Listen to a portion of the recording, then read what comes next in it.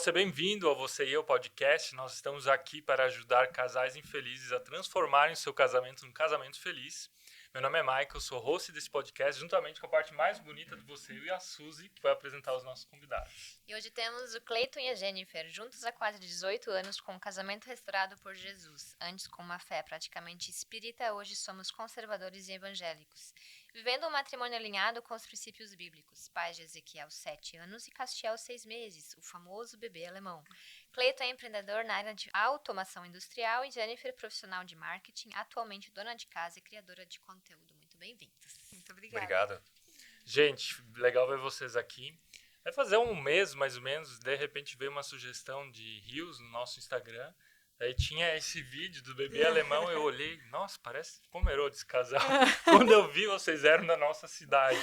E daí logo veio o link, pô, a gente deveria convidar eles para o nosso podcast. Daí eu vi que vocês eram cristãos e nós estamos muito felizes de vocês estarem aqui conosco. Nós também estamos felizes. E queria primeiro perguntar para vocês como foi essa história do bebê alemão e a repercussão que deu. Depois a gente vai falar Ela era sobre... esperada, essa repercussão? Não era esperada. Foi muito inocente realmente fazer o vídeo. Eu já criava conteúdo há um tempo, né? Meu foco era muito falar de maternidade, com a gestação. Como eu sou profissional de marketing, meu sonho era realmente virar digital influencer. E a ideia de criar o vídeo do bebê alemão foi realmente para contextualizar, como a gente mora em Pomerode, né? Mostrar a nossa cultura, essa história. Momento nenhum a gente imaginava que ia chegar nesse lugar, né? Que ia chegar nesse ponto de discussão. Como a gente é muito fiel a Deus, assim, eu estou caminhando com Jesus praticamente assim, uns 2 anos e meio, né? Que realmente encontrei esse caminho de verdade. E faz uns 10 dias antes de acontecer esse episódio, de a gente decidir gravar esse vídeo, que eu me encontrei na mesa com uma emoção muito forte. E até cheguei a chorar, falando para minha esposa de que Deus tem um plano, tem algo muito grande pra gente. Eu não sei o que é, mas eu sei... Você teve esse sentimento? Tive. E foi muito profundo, porque tanto que eu cheguei a chorar. Eu sou difícil, né, pra chorar. E aí a gente conversou um pouco sobre o vídeo, a gente voltou de um culto domingo de manhã e decidimos, vamos gravar. Mas assim, foi totalmente na inocência, assim. E aí, de repente, aquilo começou a tomar aquela proporção. E no dia seguinte que eu postei ele na segunda de noite. Na terça-feira, eu vi que estava começando essa repercussão, as pessoas nos acusando de várias coisas, né? De várias coisas ruins. E aí eu sentei, botei meu teletípico, sentei com o bebê e eu gravei a resposta. E aí a resposta foi mais longe ainda, né? Sério? Qual foi o número que chegou de visualização? A resposta chegou em 3 milhões e 600 e o vídeo do bebê alemão 2 milhões e 800, isso só no Instagram. Nossa, gente. Fora no TikTok, que também bateu milhões. No YouTube também repercutiu muito, né? O pessoal pega os trechos e faz comentários, né? Então teve os dois lados de forma muito Vieram intensa. influencers muito grandes, né? Falar sobre o assunto, né? E como é que vocês lidaram com as críticas? Isso motivou? Parou vocês? Na primeira semana, como a Jennifer tinha essa intenção de progredir nesse caminho da internet, foi bem interessante. A gente ficou animados, né? Mas conforme estava ouvindo as críticas, começou a ficar pesado. Tanto que estava atingindo o nosso filho, o Castiel, que é o pequenininho, um bebê, né? Sim. Então tava, pra mim, mesmo que sou o pai, afetou demais. Com o tempo começou a pesar. E a Jennifer também, acredito que começou a mexer com o psicológico dela também. Porque a gente não esperava, né? No momento nenhum, o nicho de conteúdo era político ou era religioso, era sobre maternidade. Claro que toda a nossa caminhada de fé, pela nossa história da restauração do nosso casamento, que a gente realmente se divorciou, casou, quando a gente ia na igreja, tinha muito forte esse momento de Deus falando pra gente, cara, vocês têm uma missão, eu quero usar a história de vocês, eu quero usar a vida de vocês para poder restaurar, para poder tocar outros casamentos. Mas, quando sentava para criar o conteúdo, a gente tinha medo, né? Eu tinha muito medo, de realmente me posicionar, tanto na questão dos valores, na questão do conservadorismo, na questão religiosa, com medo realmente da retaliação. Mas como Deus é Deus, ele pegou uma coisa que na nossa cabeça era totalmente inocente e nos levou para esse lugar porque ele escolheu, né? Amém. Deus tem os caminhos dele. Toda dor tem um propósito. Eu gosto dessa frase. Então, o que levou vocês a se separarem? Curiosidade, se unirem de novo? Como é que foi essa história? Então, a gente tá junto vai fazer 18 anos. A gente começou a namorar muito jovens, com 15 anos de idade a gente se conheceu. E a gente era a mistura do fogo com a gasolina. É o que basicamente... Quem colocava fogo na gasolina? A era vice-versa, né? Hora um era o fogo, hora outro era o combustível. Mas basicamente o que levou a gente a se separar foi a questão de a gente viver pela vontade da nossa carne, né? No mundo, né? Então a gente frequentava baladas, a gente ingeria bastante álcool, vivia nessa tocada mundana, né? A gente também tomava ayahuasca, né? Aquele chá do Santo Daime. Isso, participamos Gente, nós de... somos muito inocentes. Explica um pouquinho mais, vai lá. A ayahuasca é como se fosse uma religião xamânica. Então, é como se fosse um ritual indígena que era realizado na cidade vizinha e eu sempre fui em busca, assim, de tentar encontrar alguma coisa na minha meio vida. místico, assim. É um chá totalmente místico. indígena mesmo. Tipo, são raízes e folhas que tem na Amazônia, né? E países como Guiné e Bolívia, eles tomam. E é feito um ritual onde você toma, é totalmente alucinógeno, é totalmente algo que você sai do teu controle, sai do teu normal. Cada vez que tu toma, tu tem uma sensação diferente. E as pessoas vão lá para buscar um encontro espiritual, para buscar uma resposta. E normalmente nesses lugares eles montam altares. Então, tipo, eles colocam um banner de Jesus, eles colocam uma Virgem Maria, colocam um Buda, colocam um Ganesha, né? Orar no Pai Nosso O que é o Ganesha? Me ajudem, gente. Ganesha é aquele elefante que tem várias trombas. Eles colocam símbolos religiosos, hindus, cristãos, católicos, misturam, fazem toda uma salada, mas a ideia é essa, assim, é realmente algo bem alucinógeno, assim, bem... E como é que vocês chegaram nisso? Como a gente chegou, que eu fui atrás do Reiki, para tentar melhorar a minha questão energética, tentar encontrar meu caminho, porque eu sempre fui muito perturbado psicologicamente no relacionamento com minha esposa. E aí fui fazer essa sessão de Reiki e a pessoa, com o tempo, me indicou, olha, bom para você seria participar desse evento que eu já fui, né? Talvez tu encontre teu caminho lá. Aí convidei ela, parecia legal, fomos, né? Sim. E a partir disso que a gente começou a participar daí. E assim, porque realmente ele te dá revelação, né? O inimigo dá revelação. E a gente realmente acredita que isso abre um campo espiritual muito forte, uma legalidade. Tanto que a gente foi em vários rituais. E teve um ritual que eu fui em Balneário Camboriú, que eu tive uma possessão. Que eu me lembro de estar entrando eu me lembro que eu tomei o chá, porque daí o pessoal fica tocando, faz fogueira, fica tocando músicas xamânicas, assim, de batuque. E eu me lembro que eu entrei num ambiente que eu via demônios dos dois lados, assim, né? Comendo lixo, fazendo coisas, assim, terríveis. E quando eu entrei, eu comecei a andar, que eu não tinha opção, eu tava no meio de uma trilha, eu vi que eles me viram. E quando eu vi que eles me viram, eu apaguei. Eu não me lembro mais o que aconteceu. E depois eu acordei lá fora, deitada, né? Porque, tipo, isso foi numa área de festas, assim. Lá fora, deitada ele tava com uma... junto, não? Não, ele não quis ir junto comigo. Porque a gente tinha um relacionamento bem difícil. A gente tava noivos, prestes a se casar. Sendo que a gente tinha marcado um casamento e tinha desmarcado 3 meses antes. E daí a gente se separou e depois marcou o casamento de novo. E pra, tipo, 2 anos depois. E eu fui sozinha, exatamente por causa dessa questão. Nisso eu tava lá fora e eu acordei com um cara com a mão em cima de mim, orando o Pai Nosso. Daí eu falei assim, tá, o que aconteceu? Porque realmente eu apaguei, eu não me lembro. Ele falou assim, tu teve uma possessão, alguma coisa? Porque nós tava em 3 quilômetros e nós não tava conseguindo te segurar. Aí a gente teve que te tirar de lá e te trazer aqui E eu comecei a orar o Pai Nosso pra ti, comecei a orar o Pai Nosso e aí tu começou a ficar melhor e tu dormiu. Mas essa pessoa que orou o Pai Nosso também tava junto? Tava todo mundo, era um ambiente, assim, bem confuso. Sim. Nesse quesito, mas existem pessoas que são os cuidadores. Tem um que fica cuidando do fogo, que o fogo é o centro de tudo ali do ritual, né? Aí tem o homem do fogo, daí tem umas 4, 5 pessoas que ficam sempre orientando o pessoal. Porque após a ingestão desse Santo Daime, que eles chamam, esse chá, depois de uns 30 minutos você começa a alucinar e fazer uma espécie de limpeza corporal. Então, ali acontece vomita, né? Bastante coisas, assim. Daí o pessoal orienta, né? Quando necessário. Aí eles normalmente não utilizam, né? Tem que ter esses cuidadores, né? Normalmente, no ambiente que a gente via, a gente tinha mulheres para cuidar de mulheres, homens para cuidar de homens. Mas esse ambiente, ele já era mais bagunçado nesse sentido. E vocês procuravam uma resposta espiritual nisso, na vida de vocês? Isso. A minha busca principal foi essa, tentar encontrar o meu caminho, né? Mas eu percebi que cada vez eu fiquei mais individualista, né? E comecei a ver que a minha família era o que me prendia, era o meu problema.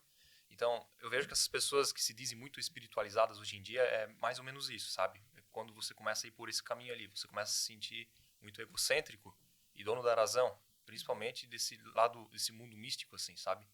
Então, isso vai crescendo um ego muito grande dentro de si. E aí a gente era muito... E a gente não tinha um relacionamento bom, a gente tinha um relacionamento muito conflitante. Como eu falei, era o fogo e a gasolina. Eu era uma feminista roxa, né? Literalmente. Eu cresci...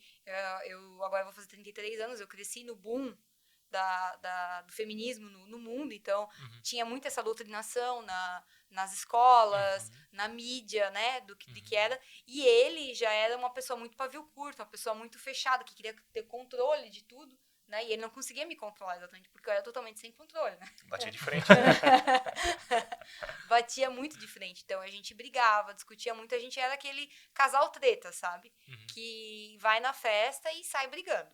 E briga. Vocês brigavam publicamente? Brigávamos publicamente. Era aquele casal que o pessoal falava assim, não vai dar certo. Tanto que a gente marcou o casamento, desmarcou, né? E quando a gente realmente foi casar, naquele dia meu pai falou assim, Jennifer, tu tem certeza? Tu ainda pode desistir. Ele falou assim. Então, era bem complicado, né? Então, a gente não tinha equilíbrio, não vivia bem. Até que realmente chegou no estopim do divórcio de fato, né? Foi algo que eu queria, né? Eu como homem, depois de todo esse trabalho ali... Vocês já tinham filhos, né? Já tinha o mais velho. Ezequiel. Ele tava com o quê? 2 aninhos? 3 anos. 3 anos, né? Nesse momento que eu decidi o divórcio. Demos entrada na advogada, no juiz, e o divórcio aconteceu. E foi nesse meio tempo daí que eu comecei a me entregar a Jesus, que eu fui no fundo do poço, que eu gosto de falar assim, né? Comecei a caminhar no deserto. E ali eu comecei a falar, Jesus, eu sei que eu errei, eu comecei a me arrepender daquilo, né? E eu tava morando na casa do meu pai sozinho, e lá eu me ajoelhava toda noite e falava, eu tentei várias coisas nessa vida e não encontrei um caminho. Então eu quero entregar minha vida a ti e faça o que tu queres, não importa. Se tu queres me levar hoje, se tu queres que eu faça alguma missão, queres qualquer coisa, né? Eu não sabia o que era. E aí ele começou a falar comigo. E nessas orações ele começou a me orientar. Eu lembro que eu fazia as orações de noite, ia deitar em paz. Quando eu acordava no outro dia, eu me sentia assim cada vez mais forte para tomar as decisões. E aí que ele foi trabalhando comigo. E um certo dia eu fui lá e chamei a Jennifer pra gente conversar. Separados já. Que assim, como a gente... quando aconteceu o divórcio de fato, não foi a primeira vez. A gente já tinha se separado várias vezes, sem ser necessariamente no papel. Acontecia muito. Era um ciclo, né? Era um ciclo, assim. Então, tipo, era 2, 3 meses e estourava uma bomba.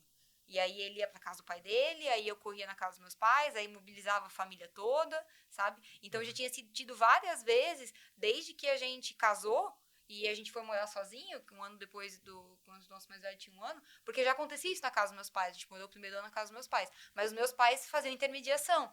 Eles acalmavam os ânimos, então acabava não ficando tão ruim. Quando a gente foi morar sozinho, foi o caos. Então, cada 3 meses, basicamente...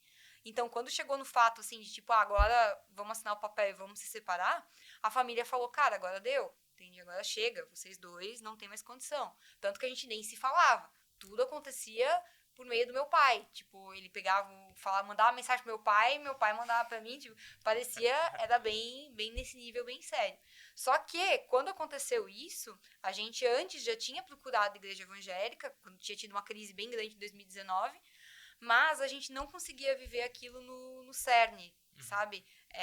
Por mais que as pessoas falavam, porque tu tem que viver, tu tem que ser submissa, tal. Só que você ser submissa para um marido repressor, né?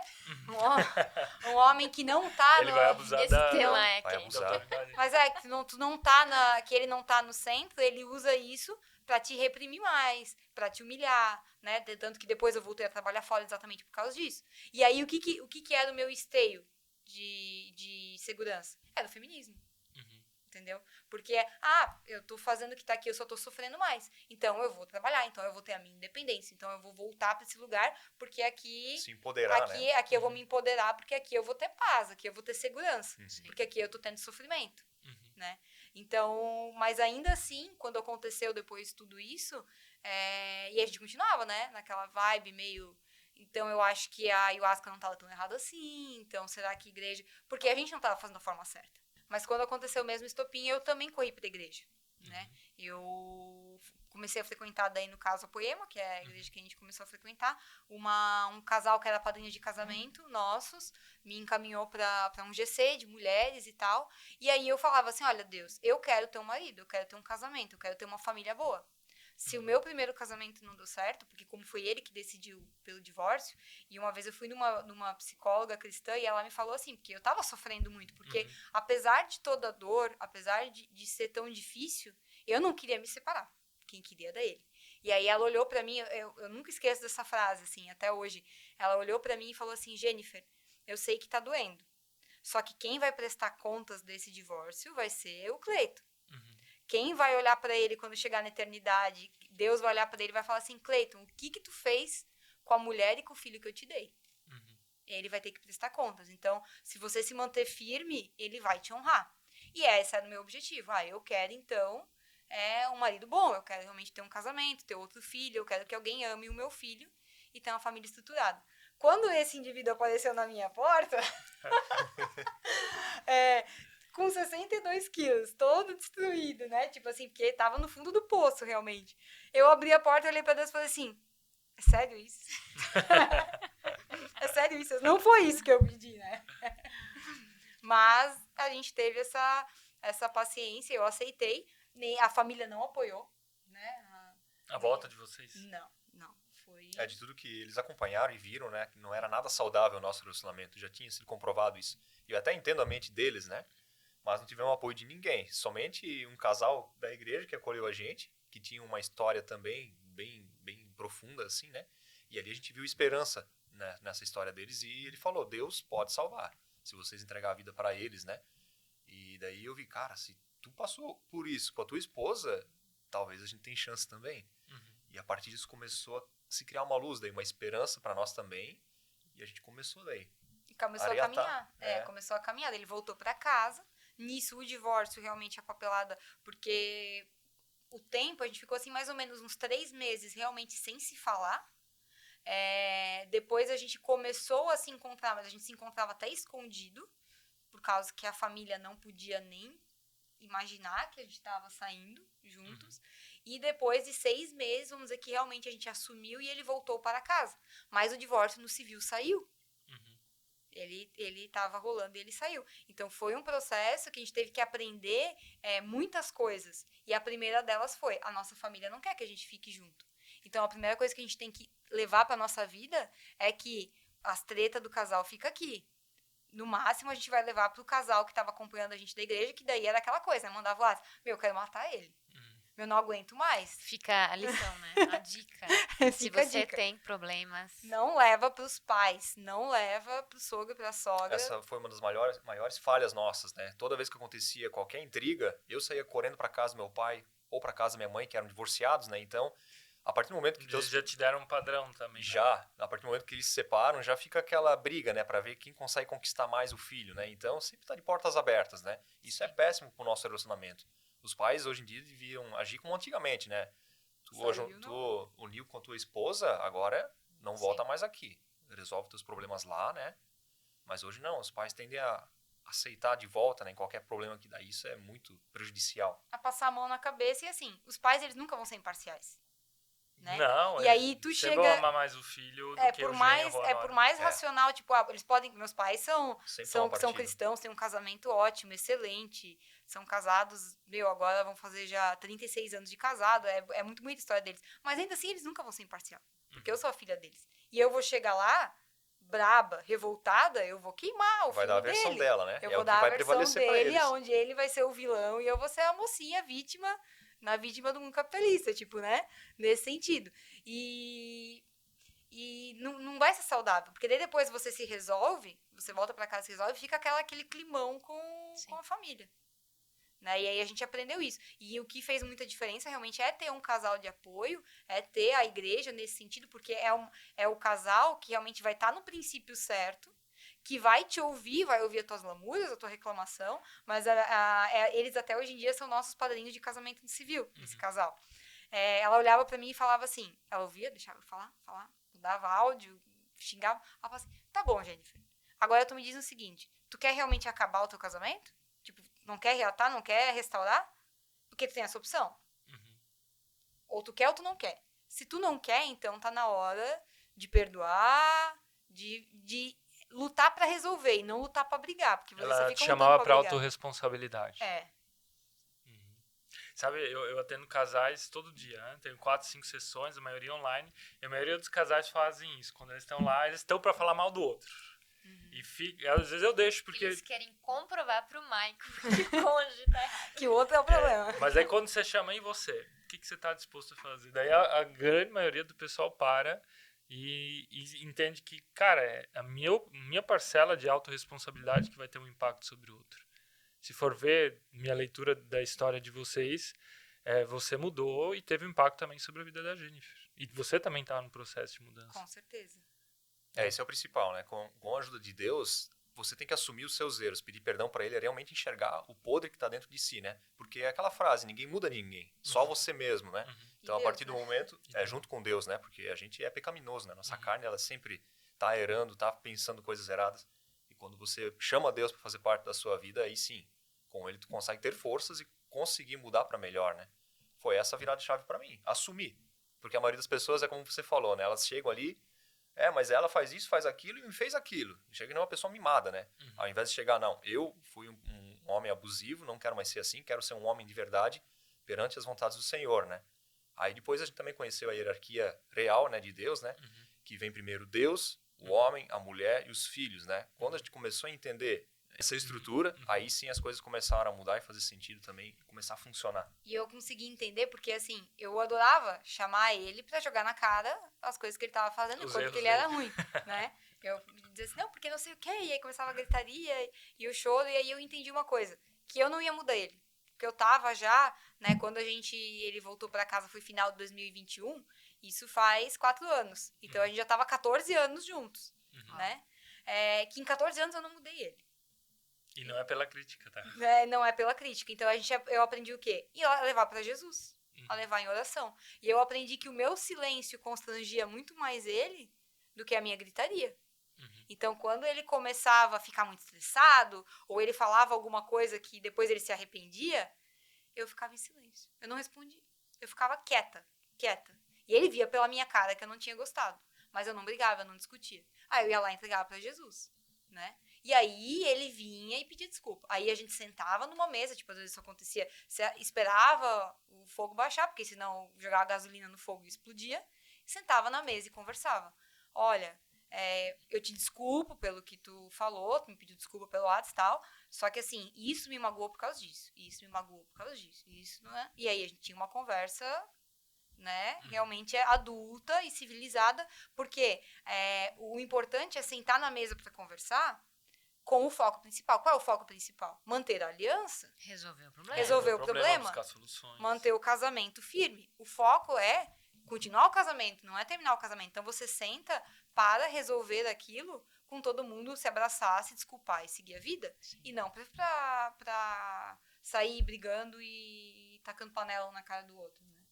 Achei bem importante no que vocês contaram, que vocês tinham um casal de amigos da igreja que eram meio que os conselheiros de vocês. Isso. E quando você está numa crise conjugal, tentar resolver as coisas sozinho não dá. Como você andar de carro e não conseguir ver o ponto cego. Você só vê a tua visão da relação do que está acontecendo. Então, ter alguém de fora ajuda muito, seja um conselheiro, seja um pastor, seja um amigo de referência, né? Também depende muito do tipo de amigo que você vai procurar ajuda. Certa, com certeza. Você vai procurar referência em quem já está com casamento quebrado, não é o melhor lugar.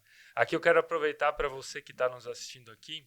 Se você está passando por uma crise conjugal, chega aqui no nosso link da bio, lá nós temos informações sobre a nossa mentoria de casal, uma forma como você pode buscar ajuda. Se você já tem alguém na tua cidade, na tua igreja, procure lá. Se você sente que precisa de alguém externo, venha conhecer aqui também a nossa mentoria nesse sentido. Jennifer, como é que tu comentou antes a questão do feminismo, né? Como é que tu fez dar a volta?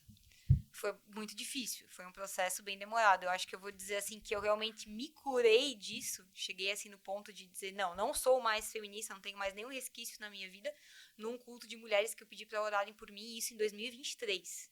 Que eu realmente... Porque a doutrinação tá lá. Então, toda vez que acontece, tu fala, não... Foi assim, mais ou menos. A gente tava frequentando a igreja, e aí eu falava, não, eu discordo disso. Daí, vamos fazer devocional, vamos ler a Bíblia. Porque tá escrito na Bíblia que a mulher tem que ser assim. Nossa, que opressivo. Nossa, que misógino. Meu, que absurdo. Isso aqui não tem nada a ver com a modernidade. Ficava braba. Aí eu ia lá, falava com a liderança do GC, falava tal. Não, Jennifer, mas é assim. Aí às vezes eu ficava emburrada, ficava assim um tempo sem falar. Eles falavam, nem quero no GC.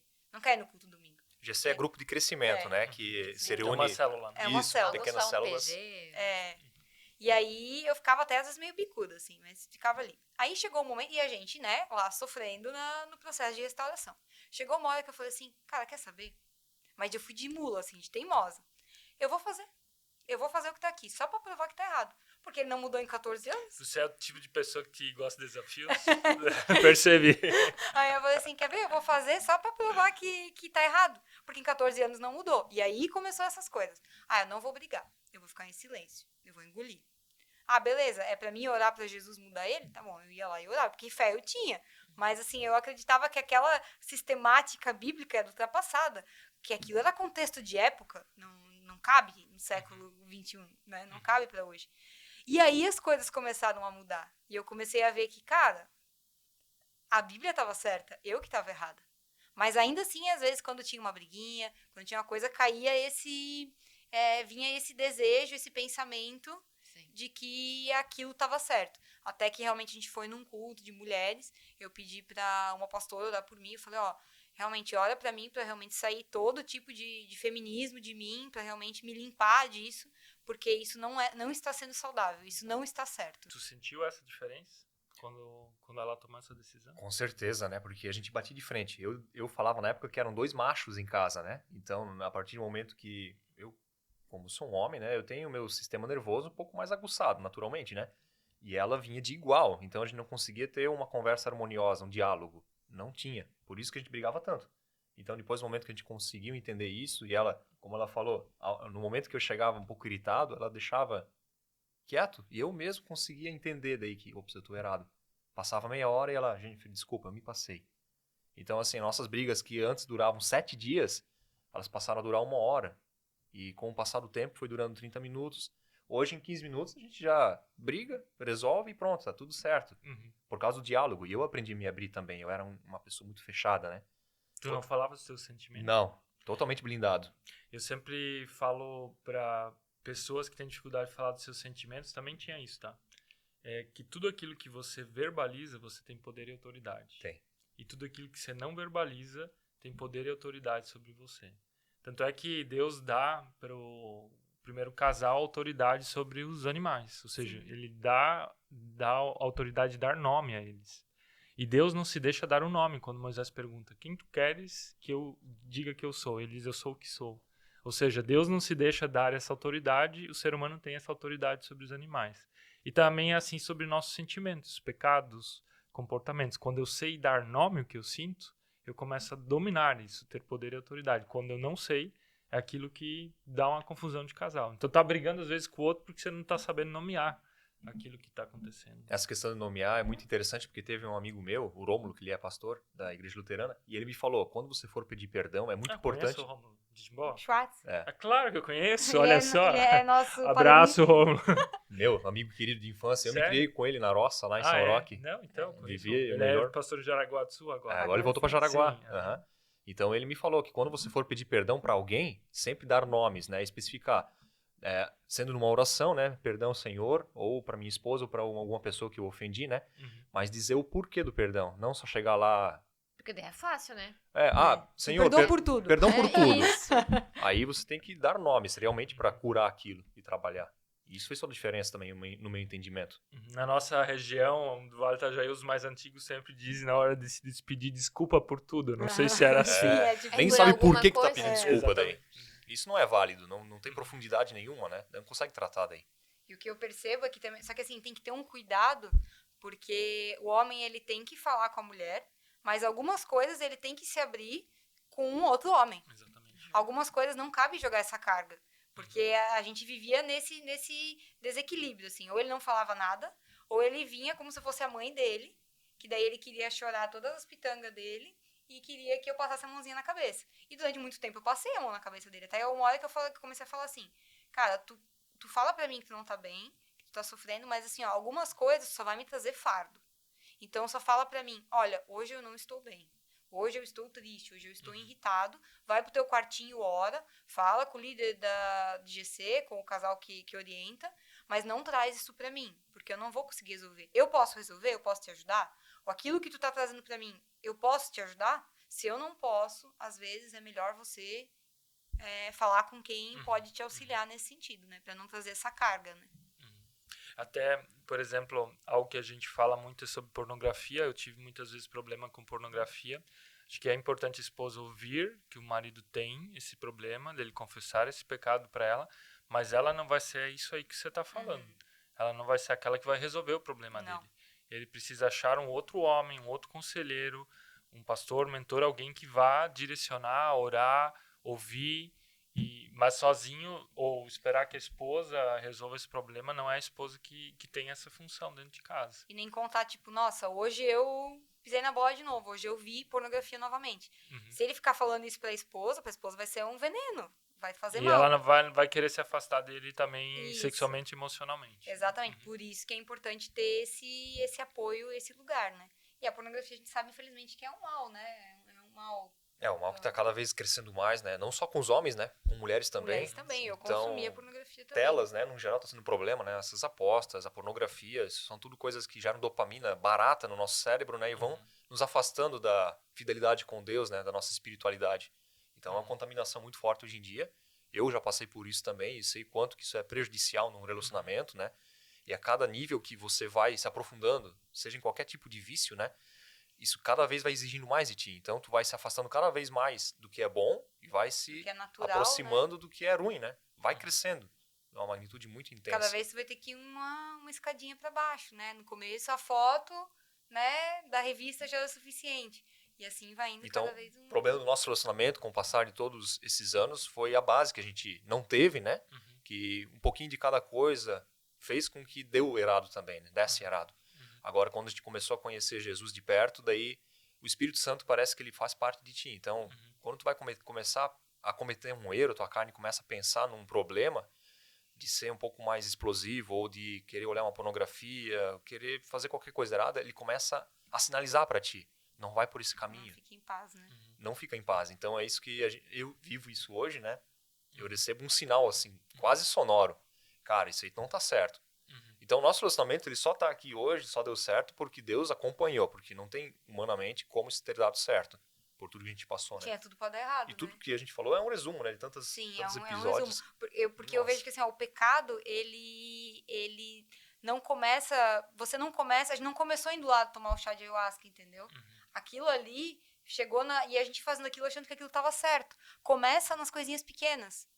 Começa, o diabo ele vai mexendo ali, tipo, não, mas ir pra balada tá tudo bem. Todo mundo vai.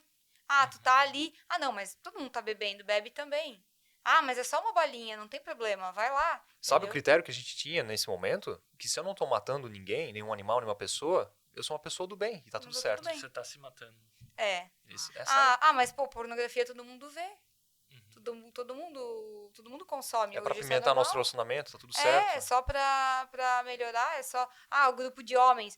Todos os colegas do trabalho estão naquele grupo e mandam pornografia, tá tudo bem, é normal, todo mundo passa por isso. E realmente você se convence que é normal e que não é um problema. Dificilmente as pessoas elas estão lá com lama até o pescoço, fazendo coisas terríveis, mas no entendimento delas, elas acham que tá tudo bem. Qual é a frase que os psicólogos mais usam no presidiário? Eles falam assim, eu não sou uma pessoa má.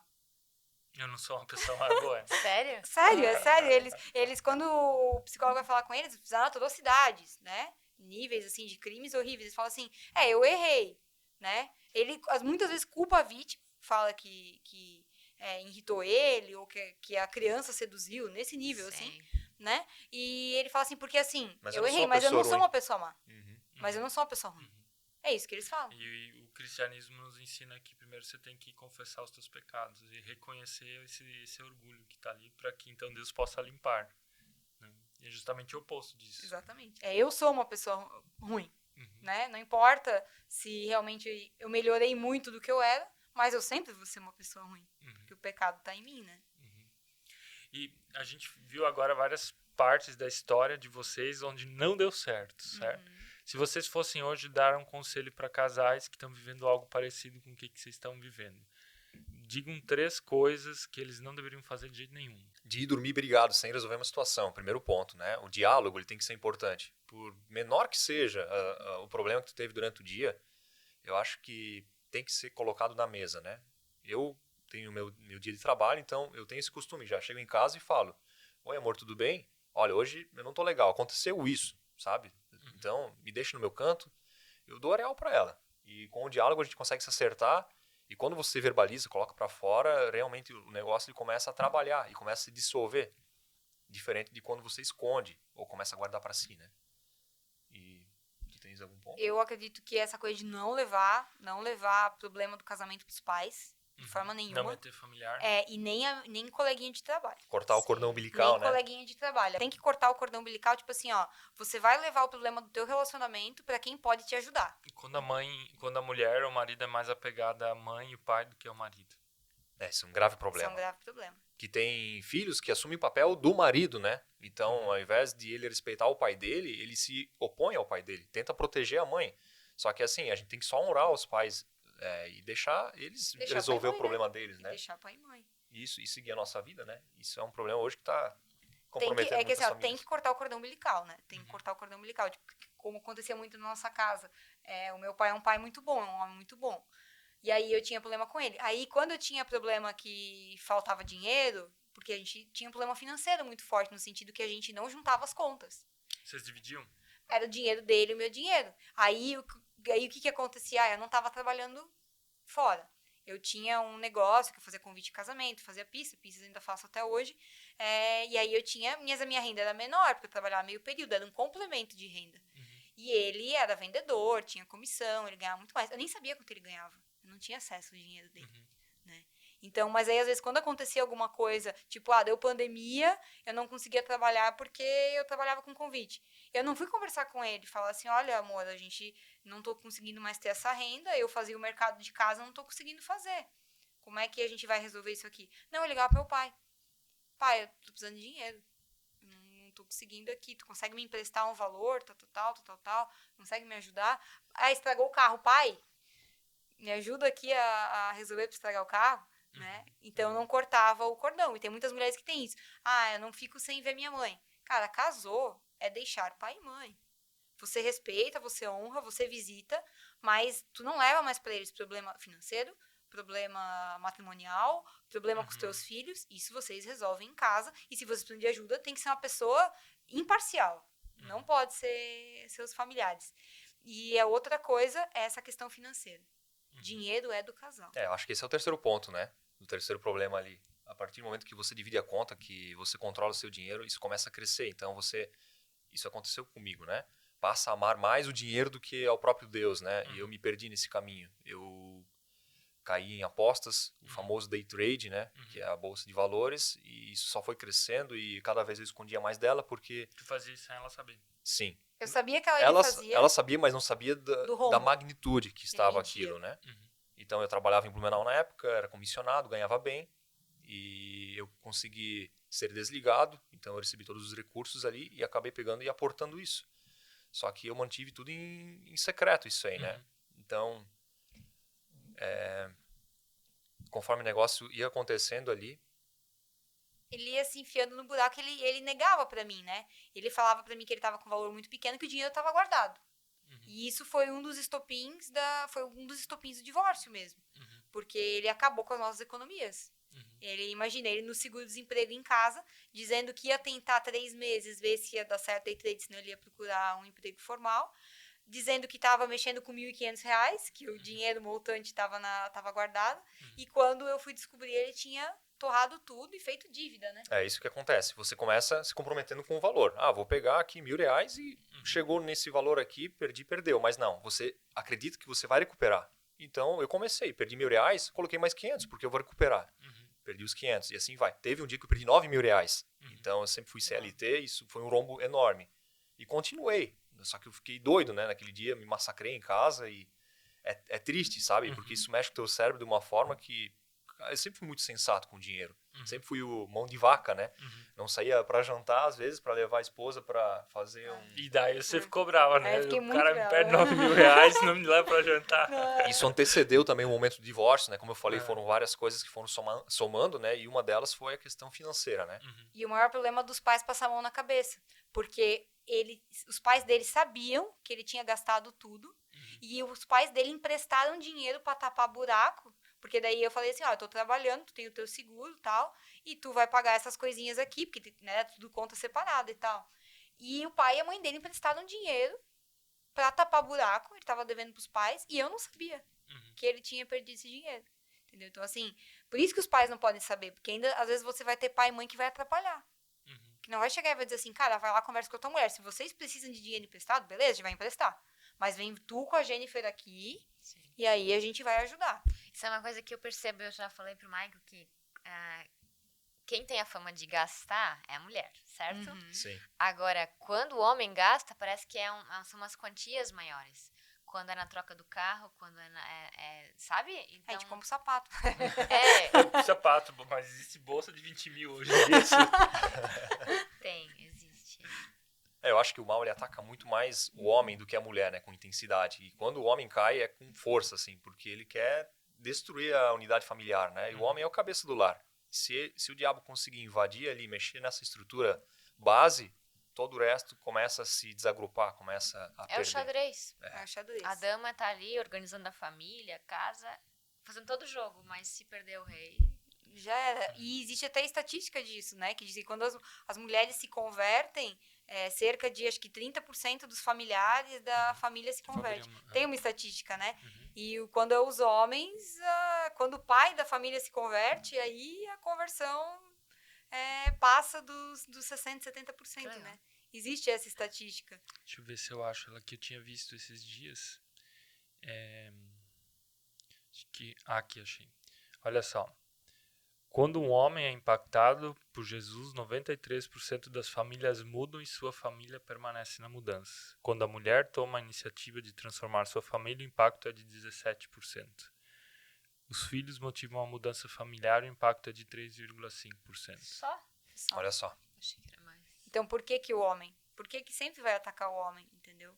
Eu sempre digo assim, como ex-feminista, eu digo assim, o feminismo, ele veio como uma solução para um problema que existe até hoje, né? Que é o machismo, que é os abusos, só que ele não é uma solução. Ele só gera mais problema. É o outro extremo. Ele só gera mais problema, né? Porque para os homens maus, a única solução são homens bons. Não são mulheres empoderadas. Né? E assim, empoderamento feminino, eu considero que ser feminina, por exemplo, vocês viralizaram com o vídeo do bebê, eu acho que não é só o fato de ter sido uma coisa racial, de ser um bebê alemão, mas de ser um bebê. Porque hoje ser mulher, é essa mulher forte, a mulher que ganha muito dinheiro, a mulher que manda no homem, a mulher que pode fazer o que o homem... Eu recebi hoje de novo propaganda de... Quando você assiste vídeo no YouTube, daí vem aquelas propagandas, e a propaganda era a mulher olha pro teste de gravidez e eu esperava que ela ia ficar feliz. E ela, meu Deus, obrigada. Mais uma vez, tipo, sabe? A felicidade que de não estar que grávida. não deu positivo. Ele dá negativo. E eu esperava que fosse ao contrário. Mas é a minha mente mais cristã.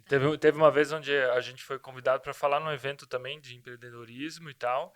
E daí eu fiz questão de falar que a Suzy, que a grande conquista da Suzy foi ser mãe de 3 filhos.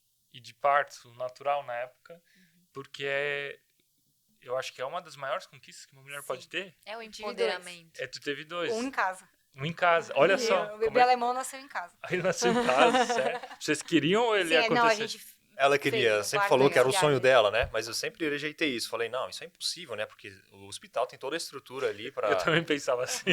acompanhar em qualquer problema que acontecer, né? Daí eu falei, não, isso nunca vai acontecer. Daí um dia ela veio, conversou comigo, eu orei, daí eu cedi, falei, não, tudo bem, se é o teu sonho. Eu senti paz no coração. Era caro ainda, né? Porque eu sempre... Mas eu já estava transformado ali. O Porque... nosso foi barato, tá? O que aconteceu? E É aí, uma coisa totalmente assim, né? É caro tu ter filho em casa. Deveria ser o mais natural possível. exatamente. E foi incrível, assim. Nossa, até pro homem, né? Porque eu pensei, ela quer fazer, pra mim não vai mudar nada, né? Não, cara, acompanhar aquilo foi demais. Porque eu fui criado com o Rômulo lá no pasto, com as ovelhinhas, com as vaquinhas. Eu sempre achei incrível esse mundo natural, né? E poder viver isso de perto ali em casa, sabe? Com 2 profissionais, né? Eram contratadas, estavam ali full time, Nossa, né? enfermeiras obstétricas, né? Mas deixaram o processo agir naturalmente. E é muito legal. Na hora que nasce mesmo. E realmente é a maior conquista. Tipo, eu sou formada, tenho curso superior, né? Mas com certeza, assim, o parto, tu conseguir parir, tu conseguir amamentar, pegar aquela criança, não tem Esse é o auge conquista feminino, maior, é o poder. não tem, Não, porque É o poder feminino. é o poder feminino, e eu acho muito irônico, muito hipócrita, porque o feminismo diz, eu defendo as mulheres, e ela condena aquilo que é exclusivamente e único feminino. Porque só a mulher pode gerar vida. Sim. Só a mulher pode trazer pessoas e vidas para esse planeta. É como O se homem elas não estivessem consegue. amaldiçoando as mães delas, né? Sim, elas estão amaldiçoando aquilo que é da mulher. E querendo que a mulher assuma o papel do homem, né? Tipo, do liberalismo sexual, do altos cargos executivos.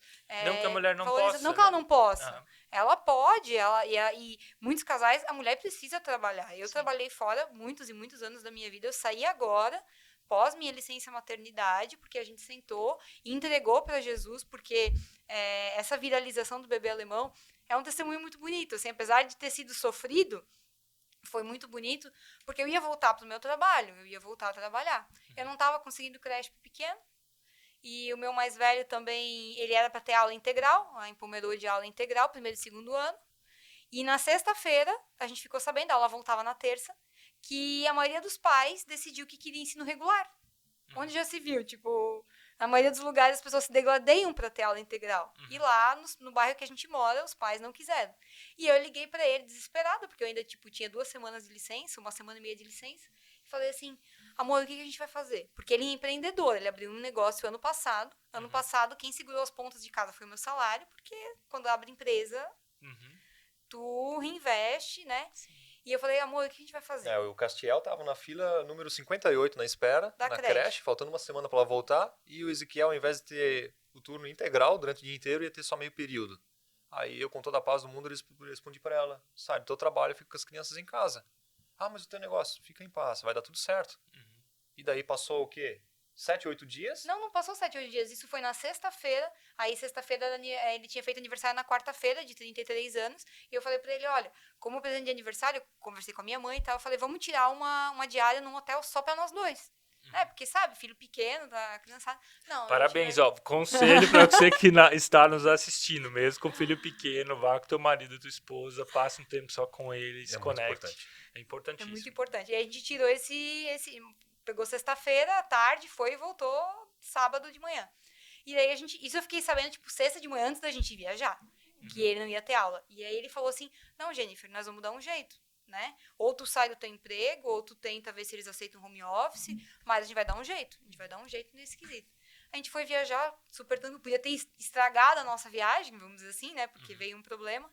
E a gente conversou e a gente entregou para Deus. Falou assim, olha, Deus vai dar um jeito, Deus vai fazer alguma coisa. E no domingo, durante a viagem, a gente conversou sobre a ideia do vídeo do bebê alemão, mas totalmente na inocência, porque eu falei para ele assim, como eu já tinha 16 mil seguidores e eu falava sobre maternidade, eu até falei assim, vamos fazer um conteúdo bem contextualizado de Pomerode, que daí fica mais fácil de eu prospectar as empresas para, às vezes, fechar alguma parceria e conseguir ter uma graninha para poder, talvez, final do ano, sair do trabalho, ou se tiver que sair, para conseguir levantar alguma coisa.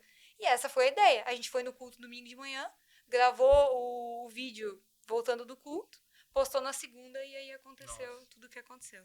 E agora você não precisa mais trabalhar em outro lugar, porque eu olhei, eu acho que o Instagram de vocês, quando veio o vídeo, tinha uns 40 mil seguidores, eu olhei uma outra vez, o outro vídeo que veio, ele já tinha mais de 100 mil, nem sei quantos seguidores vocês Ela têm. tá com 123 É, e eu tô mas- com 57 mil. Caraca, Só que, mas- claro, não mudou a nossa vida financeiramente em nada, né?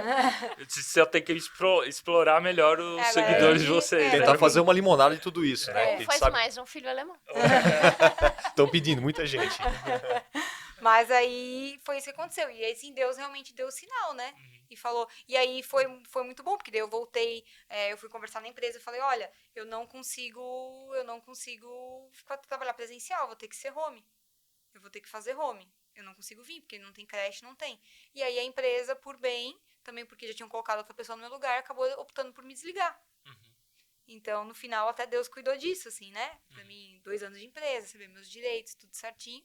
E aí, agora, a gente acredita que, claro, disso tudo sairá frutos pra gente ter provisão para casa, né? No momento ainda não temos, mas irá acontecer. Mas ele mostrou muito claramente, porque eu falava para ele, e foi muito engraçado, não, pra tu ver como a gente é, né? Porque eu tava orando várias vezes para Deus. Deus, me dá um sinal que isso vai dar certo, me dá um sinal de que isso pode acontecer, né? Que pode dar certo. E na segunda-feira, antes de postar o vídeo do bebê alemão, eu já tinha gravado, eu sentei para fazer meu devocional e eu falei assim, Deus, me dá um sinal que eu tô no caminho certo.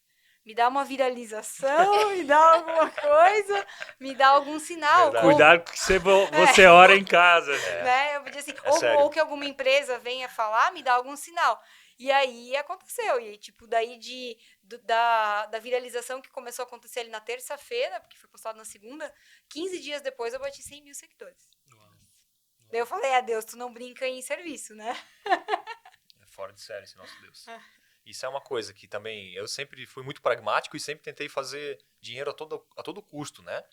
E parece que quanto mais você corre atrás de dinheiro, mais ele foge e você vira um escravo dele. Então, às vezes, você fica contente, fiz R$1.000, tipo assim. Só que, cara, acontece alguma coisa na tua vida que custa 2.000. Então, assim, depois do momento que eu aprendi... Mas isso aí é crença, tá? Dá pra trabalhar isso aí. A partir do momento que tu entrega a vida para Cristo, assim, mesmo nessas questões, assim, que tu vê que são grandes, assim, que, nossa, ia dar uma dor na consciência e uma preocupação, eu falo com toda a paz para ela hoje, não, vamos fazer assim que vai dar tudo certo. E as coisas vão se encaixando. Inclusive, semana retrasada, ela bateu o carro na coluna, quebrou o meu vaso de flor lá, estragou o para-choque do carro, ela me mandou no zap, né? Eu disse, não, tudo bem, semana que vem eu mando arrumar. Aí mandei arrumar, fui trabalhar de bicicleta, tudo certo. Pegou chuva umas 3 vezes. Não adianta chorar o leite derramado, né? Então... Mas é por quê? Porque a ideia, a lógica é o quê? A gente quer manter a aliança, a gente quer manter o casamento, a gente casou 2 vezes. Então a gente se escolheu 2 vezes. E nessa segunda vez não podemos vacilar. Não podemos vacilar, não vamos separar. Então, vale a pena brigar? Brigar vai resolver? O carro, ele brigar comigo e a gente discutir e ficar de cara virada, vai resolver o para-choque? Ele vai acordar amanhã arrumado? Não, vai ter que arrumar do mesmo jeito. Então, viver isso de uma forma mais leve, né? De uma forma mais uma nova reação, um novo homem do seu lado. Mas, sabe, algo que vocês falam que me veio à mente, muitas vezes as pessoas pensam, vou separar porque vai ser melhor. Mas se essa pessoa ela te aceita com os teus defeitos, se ela conhece a tua história, ela conhece os teus erros, os teus pecados, e ainda assim quer ficar contigo, então vale mais a pena trabalhar para melhorar aquilo que precisa ser melhorado. Consertar isso, principalmente quando tem filhos, né? Sempre vale a pena. Se você é casado, sempre vai valer a pena, porque você tem que amar mesmo até os defeitos das pessoas, né? Não é aquele amor que você sente na paixão, que é aquele calor. Isso aí passa logo.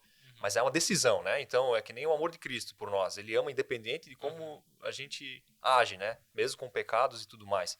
Então, assim que a gente tem que escolher amar nosso cônjuge, mesmo nos defeitos.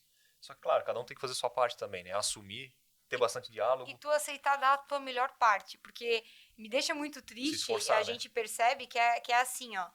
E agora não falando só espiritualmente. Falando fisicamente, falando de autocuidado, de entrega. O que tu tá entregando pro teu marido? Aí a pessoa tá casada, tanto o marido quanto o homem, né? Aí o marido tá lá, ganhou um monte de peso. Tanto o marido quanto a mulher, né? Tanto a mulher, né? Os dois às vezes ganham muito peso, né? Vamos supor, não tão mais atraentes, não tão mais bonitos. Isso acaba interferindo na vida sexual, acaba interferindo em tudo. Aí vai lá, se separa, pronto. Aí a mulher vai lá, emagrece, o cara vai lá, faz... Daí vai ficar bonito, Aí vai ficar bonito. Aí vai lá, vai fazer matrícula na academia, porque daí, pros outros que não estão nem aí, só querem te usar como objeto, ou só estão indo atrás de vantagem de ti, aí tu vai te entregar a tua melhor versão. E pra pessoa que tá do teu lado contigo, tu não vai entregar a tua melhor versão. Tu usa o pijama furado. Tu usa o pijama furado. Que nem eu falei pra ele a gente sabe que a gente teve um bebê, o bebê alemão agora fez 6 meses, a gente faz cama compartilhada com ele, por causa da amamentação, que é uma amamentação exclusiva e tal. A gente tá tendo mais dificuldade de ter momentos só nossos, né? Mas é a fase de vocês. Mas é a fase da É o gente, momento. tá tudo bem. Mas aí eu olhei pra ele e falei assim, olha, quando eu falei pra ele, olha, já sei que eu vou te dar de aniversário, eu vou te levar pra numa diária no hotel só pra nós. E quando eu falei assim pra ele, ó, a gente vai conversar sobre filhos, família, finanças, daqui até o hotel. A gente entrou no hotel, vamos fazer de conta que a gente se conheceu há uma semana, que a gente tá namorando, isso é pra namorar e se curtir, e elogiar e aproveitar. Cara, então Sim, super fazer certo. isso também, né? Pois é, Cara, nunca mais conversando é no incrível. hotel sobre problemas. Sobre filhos. Gente, gostei da dica Entra de num vocês. acordo que Tu entra muito como um legal. novo casal naquele lugar. É. Tá se conhecendo. Elogia, conversa, né? Fica ali, incrível. namora, Trata ele como teu amante de verdade. como um amante. Não, Porque muito se boa tu ideia. se separasse, tu ia estar fazendo isso com uma outra pessoa. Por Exatamente. que não fazer isso com a pessoa que tá do teu lado, com a pessoa que tu ama? Mas muda até a mentalidade. Muda, Verdade. totalmente. É incrível o resultado que dá. E no Quando você começo toma Olha parece... a cara de feliz dele É. ali, ó. Não, porque foi real mesmo. E no começo parece brincadeira, Tô assim. ansioso pra próxima. Tem que marcar. Já passou 2 meses, tem que marcar. Gente, muito legal o nosso bate-papo. Ele é longe aqui, tá? Ele Sim. é longe. Sim. Dá pra aprender muito com vocês. E eu creio que se essa viralização ela aconteceu, ela tem um propósito, tá? E mais propósito na vida de vocês. Mas de tudo que vocês falaram, pra mim ficou várias vezes uma palavra que é Jesus. Muitas vezes Sim. ela apareceu. Quem é Jesus pra vocês? Jesus pra mim é meu amigo. Eu todo dia chego no meu trabalho, primeira coisa, eu falo, Jesus, sem você eu sou fraco, mas contigo eu sou forte, eu sei o que fazer, esteja comigo hoje. Essa é o início da minha oração, né? Então, pra mim, ele é meu amigo, ele não é um Deus opressor, ele é um cara que tá do meu lado, me amparando, me acompanhando no meu dia a dia, me orientando sempre. E toda vez que eu tenho um problema na minha vida, um BO, eu me ajoelho, converso com ele e ele me dá a direção. É incrível. Jesus, pra mim, ele é o pai e o marido perfeito. Principalmente falando de marido, né? Porque eu tenho, meu pai ainda... meu pai, ele é um pai muito bom. Não é perfeito, porque nenhum pai é. Mas eu não tinha um problema de paternidade. Mas Jesus, pra mim, é o marido perfeito. E é muito, muito interessante, assim, porque em muitos momentos que eu tava muito triste, eu sempre conversava com Jesus e com Deus, assim. E Jesus, eu me lembro que eu via ele me vendo. E ele sempre falava assim, eu te vejo como uma menininha. Ele me via que nem uma menininha, de vestidinho rodado, um lacinho na cabeça, toda espoleta, correndo. Ele me botava na canguta e girava. E falava, eu amo você assim. Você é alegre, eu te criei assim. E eu sempre vou te amparar. Eu sempre vou estar do teu lado. E quando eu entendi que ele era o noivo perfeito, ele é o marido perfeito, o Cleiton não é. Então eu tenho que ter misericórdia, eu tenho que ter paciência. E ficava muito mais fácil de eu perdoar, porque ele é falho. Assim como eu sou falha. Assim como eu erro e eu tenho que pedir perdão, porque o noivo perfeito é só Jesus. Pra mim, ele é esse cara, ele é o noivo perfeito. Amém. Porque é só ele que pode preencher um vazio que é do tamanho dele. Não Sim. tem nenhuma pessoa, coisa bem material Não. que tem essa capacidade. Muito bom. Gente, muito obrigado pelo tempo de vocês até aqui. Você que nos acompanhou até aqui, eu quero te pedir que você curta esse episódio, se é no YouTube, se é em outro episódio, se é outra plataforma.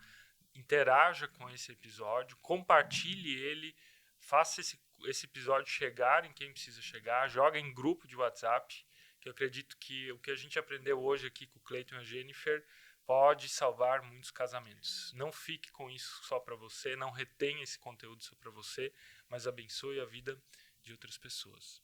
Gente, como é que o pessoal acha vocês? O que vocês querem convidar ainda? Fica à vontade. Nossa maior vitrine hoje é o Instagram, né? Eu sou o Cleiton Stanzak, a Jennifer também tá com o nome dela, Isso, Jennifer Jennifer. Milbrats Stanzak. Jennifer Milbrats, tá? Jennifer no Milbrats? Instagram Cadê ainda. o sobrenome do pai?